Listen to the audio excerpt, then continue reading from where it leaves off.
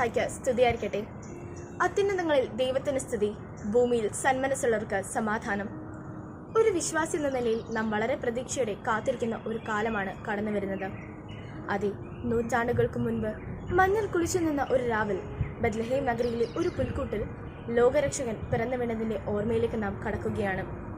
ക്രിസ്തുവിൻ്റെ ഉദ്ധാനമാണ് നമ്മുടെ രക്ഷയെങ്കിൽ ആ രക്ഷയിലേക്കുള്ള ആരംഭമാണ് ക്രിസ്തുമസ്. നൂറ്റാണ്ടുകൾക്ക് മുൻപ് നക്ഷത്രങ്ങളെ സാക്ഷി നിർത്തി രാജകീയമായ സ്വർഗം വിട്ടിറങ്ങി മനുഷ്യരോട് വസിക്കുവാൻ ദൈവം ഭൂമിയിലേക്ക് ഇറങ്ങി വന്നതിൻ്റെ ഓർമ്മദിനം. തൻ്റെ അരുമസുതനെ ലോകത്തിന് നൽകാൻ തക്കവിധം ദൈവം ലോകത്തെ അത്രമാത്രം സ്നേഹിച്ചു. സകല മനുഷ്യർക്കും രക്ഷ നൽകാൻ വേണ്ടി ഒന്നുമില്ലാത്തവനെ പോലെ പുൽക്കച്ചയിൽ പൊതിഞ്ഞ് ദൈവം ഈ ലോകത്തിലേക്ക് ഇറങ്ങി വന്നു. മനുഷ്യകുലത്തെ സംബന്ധിച്ച് പ്രത്യാശയുടെയും സമാധാനത്തിൻ്റെയും ആഘോഷമാണ് ക്രിസ്തുമസ്. നമ്മുടെ ദുഃഖങ്ങളിലും പാപാവസ്ഥകളിൽ നിന്നും നാം മോചിക്കപ്പെടും എന്നുള്ള പ്രത്യാശ. രക്ഷകനെ തേടി വന്ന ജ്ഞാനികൾക്ക് ഈ പ്രത്യാശയിലേക്ക് വഴികാട്ടിയായത് നക്ഷത്രങ്ങളാണ്. സത്യത്തിലേക്കും നീതിയിലേക്കും നന്മയിലേക്കും വഴികാട്ടുന്ന നക്ഷത്രങ്ങളായി മാറുവാൻ നമുക്ക് സാധിക്കട്ടെ.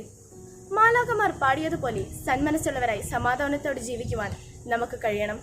അതിനായി നമ്മുടെ ജീവിതം മറ്റുള്ളവർക്ക് ഉപകാരമുണ്ടാകാൻ വേണ്ടി നാം പരിശ്രമിക്കണം. ഉണ്ണീശോ പിറന്നു വീണ പുൽക്കൂടിൻ്റെ ലാളിത്യം എന്നും നമ്മുടെ കൂടെ ഉണ്ടാകട്ടെ. നമ്മുടെ മനസ്സാകുന്ന പുൽക്കൂട്ടിലും ഉണ്ണീശോയെ നമുക്ക് പ്രതിഷ്ഠിക്കാം. ബാഹ്യമായ ആഘോഷങ്ങൾക്കപ്പുറം നമ്മുടെ മനസ്സുകളിലും ഉണ്ണീശോയുടെ ജനനം സംഭവിക്കുന്നുണ്ടോ എന്ന് ആത്മവിചിന്തനം നടത്തണം. നമുക്ക് ചുറ്റും ജീവിക്കുന്നവരിലേക്കും ക്രിസ്തുമസിന്റെ നന്മ നിറഞ്ഞ സന്ദേശം നമ്മുടെ ജീവിതത്തിലൂടെ നമുക്ക് നൽകാൻ സാധിക്കുമാറാകട്ടെ എന്ന് പ്രാർത്ഥിച്ചുകൊണ്ട് എല്ലാവർക്കും ക്രിസ്തുമസ് മംഗളങ്ങൾ നേരുന്നു. നന്ദി, നമസ്കാരം.